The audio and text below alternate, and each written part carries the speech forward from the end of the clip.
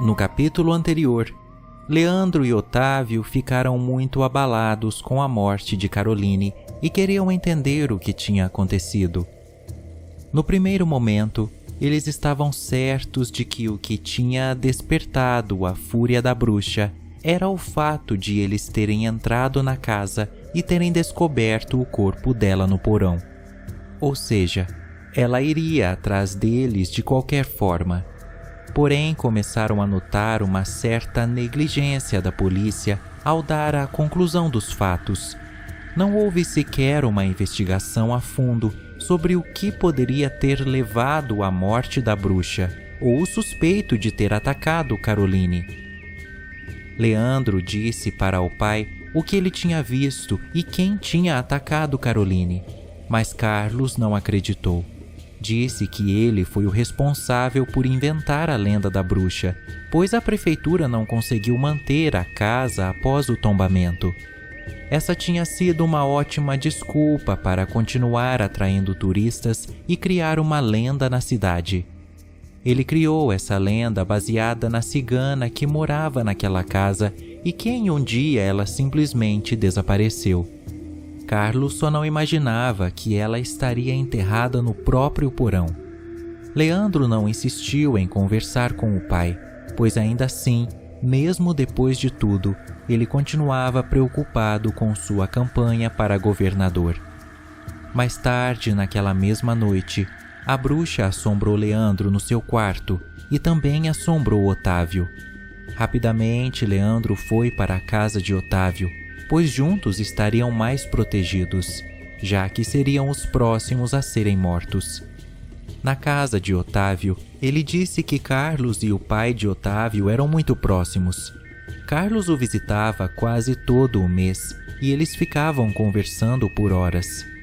O pai de Otávio era vereador no mandato de Carlos.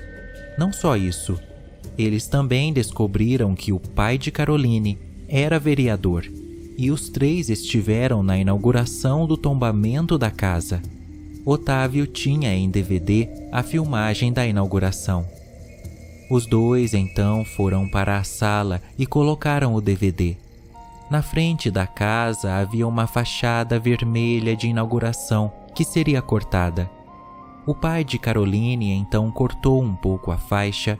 Em seguida, o pai de Otávio cortou mais um pouco e Carlos terminou de cortar. Otávio então disse: "Bom, é isso. Não tem muita coisa.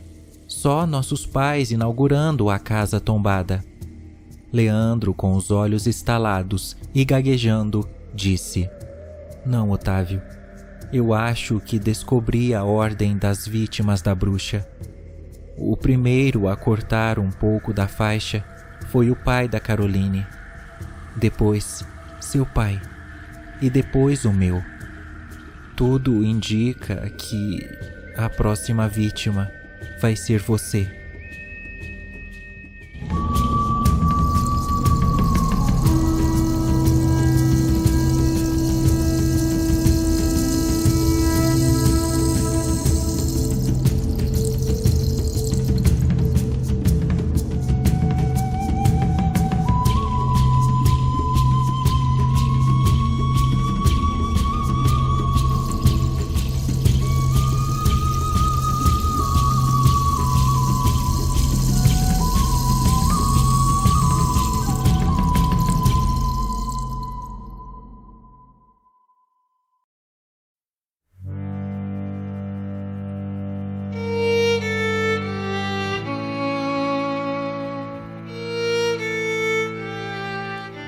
Otávio arregalou os olhos e não disse uma só palavra, mas ele sabia que a teoria fazia muito sentido. Ele então começou a tremer. Estava tendo uma crise de pânico. Leandro então o acalmou, colocando suas mãos nos ombros dele e disse: "Calma, Otávio, você não está sozinho. Se essa bruxa for realmente o fantasma da cigana que estava enterrada no porão, tem alguma coisa a mais que está prendendo ela aqui nesse mundo. É sempre assim. Com o corpo encontrado, era para ela ter seguido seu caminho, mas não seguiu. ela ainda assombrou a gente. Talvez na casa eu consiga encontrar mais coisa. Leandro, você tá doido? Acabamos de descobrir que vamos morrer e você ainda quer ir à casa da bruxa? Eu sei que parece loucura, Otávio, mas se a minha teoria estiver certa, eu não corro risco agora, e você não vai comigo de forma alguma. Vamos fazer o seguinte, você vai ficar aqui, trancado no seu quarto, e vamos ficar em uma chamada de vídeo o tempo todo. Não vou gastar mais do que 1 hora lá, eu prometo. E o tempo todo vamos estar nos falando e nos vendo. Se alguma coisa acontecer, por mais mínima que seja, eu volto correndo. Vamos fazer isso amanhã à noite. Otávio não queria concordar, mas talvez essa fosse a única chance de salvar sua vida. Naquele resto de noite eles tentaram dormir, e por hora nada mais tinha acontecido.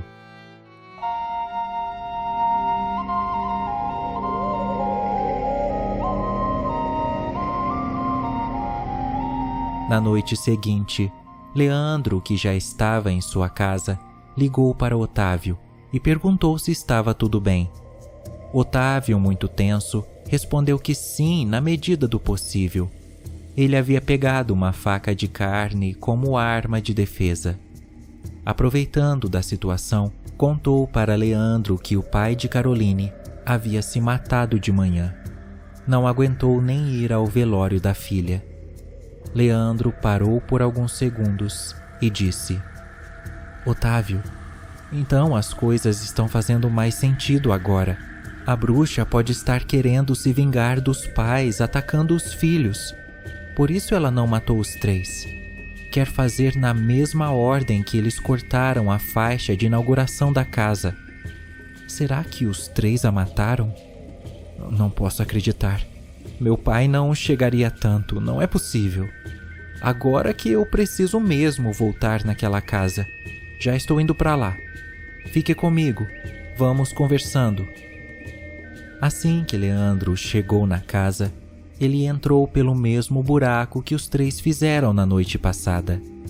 Agora o local estava todo interditado pela polícia com fitas amarelas. O que não intimidou Leandro, que já estava criando teorias sobre o tipo de pai que tinha. Na sala ele não encontrou nada, apenas ervas, óleos, bonecos voodoo, livros de magia. Tudo o que ele fazia narrava para Otávio para interagirem e ele confirmar que as coisas estavam bem com ele. Naquele momento, eles constataram que a cigana que morava lá realmente fazia rituais de magia. Uma coincidência muito grande Carlos ter inventado uma história tão parecida com a realidade daquela cigana. Leandro já estava com muita raiva do pai, pois sua segunda teoria sobre os assassinos da bruxa ganhava ainda mais força. Ele então foi até o quarto onde supostamente a cigana dormia e começou a vasculhar. Já estava tão cego de raiva que foi arrancando as gavetas do guarda-roupas de forma agressiva e jogando tudo no chão. Estava esquecendo até de falar com Otávio, que logo perguntou o que estava acontecendo, mas não teve resposta de Leandro. De repente, ele achou uma gaveta com vários recibos.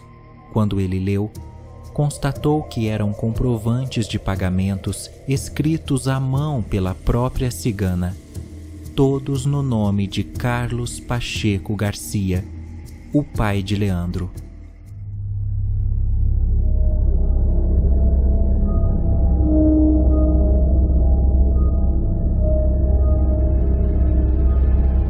Na descrição do comprovante estavam trabalhos como atração de riqueza, poder, sucesso nos negócios.